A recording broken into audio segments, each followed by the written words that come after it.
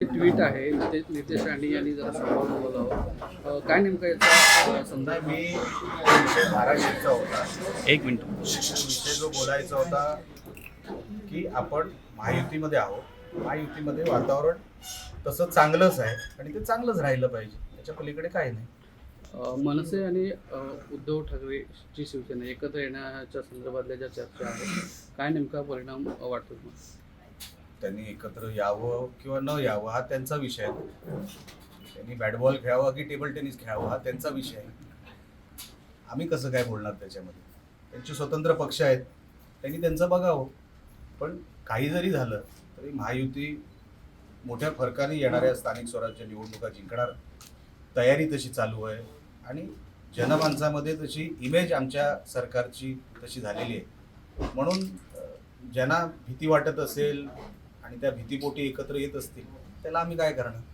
मुंबई गोवा महामार्गाचा प्रश्न अजून प्रलंबित आहे, बऱ्याच ठिकाणी अपघात होत आहेत. एका आता स्पॉटवर मी चाललेलो आहे आणि जिथे जिथे गरज आहे तिथे आम्ही आमचे खासदार राणेसाहेब त्यांच्याशी चर्चा करतोय.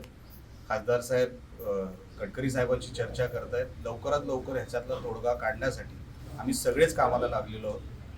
पक्ष म्हणून तर आम्ही करतोच आहोत, पण सरकार म्हणून पण जिथे जिथे काही कमी पडत असेल ते सरकारला सांगायचंही आपलं काम आहे, तेही आम्ही करतोय आणि खासदार साहेब त्याच्यावरती खास लक्ष देऊ नये. बरेच दिवसानंतर आपण चिपळूणमध्ये आलात, नवीन कार्यकर्त्यांची भेट झालेली आहे, काय सांगाल त्या संदर्भात? नाही, बरेच दिवसानंतर मी चिपळूणमध्ये नाही आलो. बरेच दिवसानंतर तुम्ही मला भेटला चिपळूणमध्ये. मी चिपळूणमध्ये येत असतो कुठल्या तरी कार्यक्रमाला. मागच्या वेळेस लग्न होतं त्याला आलो होतो, म्हणून तुमची भेट झाली नाही. पण मी चिपळूणात येत असतो आणि चिपळूणचं आणि माझं नातं असं आहे की मी कधी जरी आलो तरी चिपळूणमध्ये येतोच, बाकी कुठे न जरी नाही आलो तरी. एकीकडे गोवंश हत्येच्या संदर्भात सरकार गंभीर्याने विचार करत आहे आणि असं असताना हे जे गोवंश किंवा गोमांस सापडण्याचे प्रकार जे दिवसेंदिवस वाढत आहेत. काल दापोलीमध्ये देखील 29 जनावरांना हस्तगत करण्यात आलेलं आहे. शिवसेनेचे तिथे मंत्री आहेत, आमदार आहेत, असं असताना नाही, विषय बघा, लक्षात घ्या. शिवसेनेचे मंत्री आमदार असा विषय नसतो. हे क्रिमिनल आहे. हे जे कोण तस्करी करतात हे क्रिमिनल आहे. हा विषय मी सभागृहात पण उचलला होता. सभागृहामध्ये जर तुम्हाला आठवत असेल 2च अधिवेशनं झाली. एक नागपूरचं झालं 5 दिवसाचं, त्याच्यानंतर बजेटचं झालं.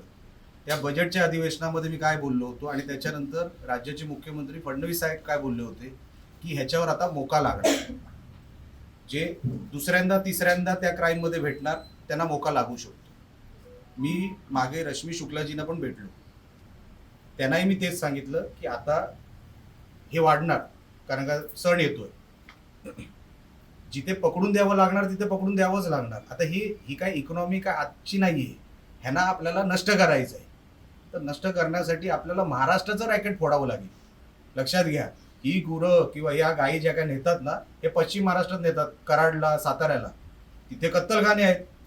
तिकडच्या मी SP ला पत्र लिहिलं आहे की तुम्ही तिकडचे बंद करा, म्हणजे इकडची तस्करी बंद होईल.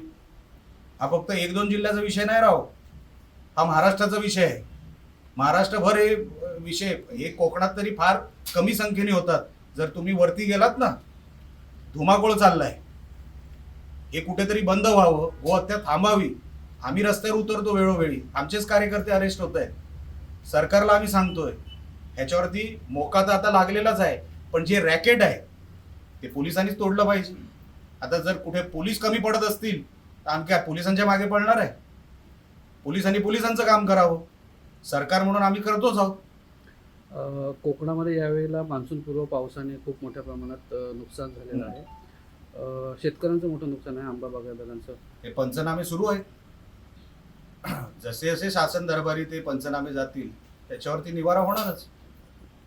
पाऊस लक्षात घ्या 20-25 दिवस अगोदर आलाय, तर नुकसान झालंय. जिथे जिथे पंचनामे करावे लागतील किंवा लागलेत किंवा झालेत ते सगळे सरकार निवारा करणार त्याच्यावर. पण असं म्हटलं जातं की ज्या वेळेला एकूण मागणी होते की नुकसान भरपाई मिळावी किंवा शेतकऱ्यांना चांगली मदत व्हावी, तर त्या मागणीकडे मुख्यमंत्री जाणीवपूर्वक दुर्लक्ष करतात, कोकणाकडे दुर्लक्ष होतं. हा तुमचा प्रश्न आहे की नेमका कोणाचा प्रश्न आहे? भास्कर जाधव. हा, तर आता जर तुम्ही मला पुरावा दिला की ह्या शेतकऱ्याचं एवढं नुकसान झालं, पंचनामा एवढा झाला आणि त्याच्यासमोर नुकसान भरपाई एवढी मिळाली, कमी मिळाली किंवा मिळालीच नाही, त्याच्यावरती आपण बोलू शकतो. पण तुम्ही पुरावा तरी दिला पाहिजे ना. त्यांनी जे पत्र पाठवलं नुकसान भरपाई मिळावी किंवा चांगली मदत द्या शेतकऱ्यांना, त्याच्यावरती मुख्यमंत्र्यांनी अजून सही आमची देखील दिली. सगळ्यांचीच मागणी आहे नुकसान भरपाई चांगली मिळावी कोकणामध्ये. तुम्ही कदाचित सभागृहातली भाषणं ऐकत नसाल आमची, काही ठराविक नेत्यांची ऐकत असाल, पण आमची ऐकत जा. त्याच्यामध्ये आम्ही तीच मागणी केली आहे की शेतकऱ्यांना नुकसान भरपाई